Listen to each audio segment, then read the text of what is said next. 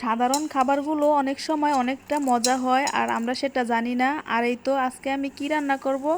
আসসালামু আলাইকুম বন্ধুরা, আজকে আমি বাজার থেকে কিনে এনেছি খুব সুন্দর টাটকা একদম কচি ডাঁটা শাক। আর এই তো দেখো, আর হেঁচির শাক এনেছি আর ডাঁটা এনেছি। আর আজকে হেঁচির শাকটা ভাজি করব আর ডাঁটা দিয়ে চিংড়ি মাছ দিয়ে কাঁঠালের বিচি দিয়ে রান্না করব।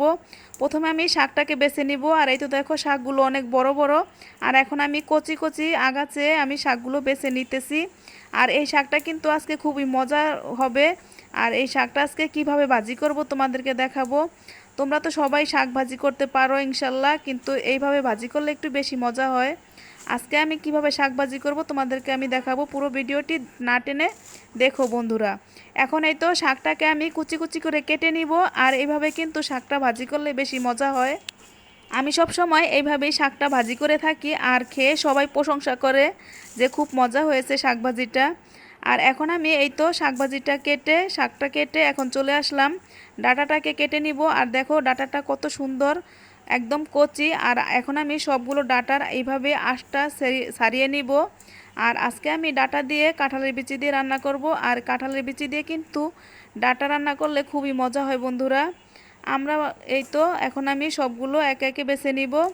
আর এইগুলো খাবার কিন্তু সাধারণ খাবার, কিন্তু খেতে অসাধারণ মজা। মাছ মাংসের চাইতে এই খাবারগুলো আমার কাছে বেশি মজা লাগে বন্ধুরা।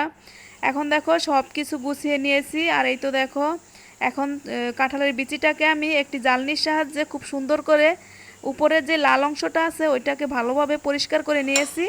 এখন আমি দুই ভাগ করে নিব। আর আমি এইভাবেই সবসময় কাঁঠালের বিচি রান্না করলে দুই ভাগ করে নেই। তোমরা চাইলে আস্ত নিতে পারো, আমার কাছে দুই ভাগ করলে বেশি ভালো লাগে। আর এই তো দেখো, এখন আমি সবগুলো কাঁঠালের বিচি দুই ভাগ করে নিব। আর এই তো এখন আমি চলে যাব রান্নায়। আর কি কি রান্না করব আজকে তোমাদেরকে দেখাইতেছি। এখন আমি প্রথমে পেঁয়াজটাকে লাল লাল করে ভেজে নিলাম শাক ভাজির জন্য, আর সাথে দুইটা কাঁচামরিচও দিয়ে দিয়েছি। এখন সামান্য স্বাদমতো লবণ দিয়ে ঢাকনা দিয়ে রেখে দিলাম কিছুক্ষণের জন্য।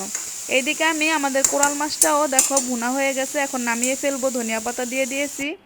আর কোরাল মাছ কিন্তু খেতে খুবই মজা। আর এই তো দেখো কত সুন্দর একটি কালার আসছে, কোরাল মাছ ভুনাটা একদম লোভনীয় লাগতেছে মাশাল্লাহ।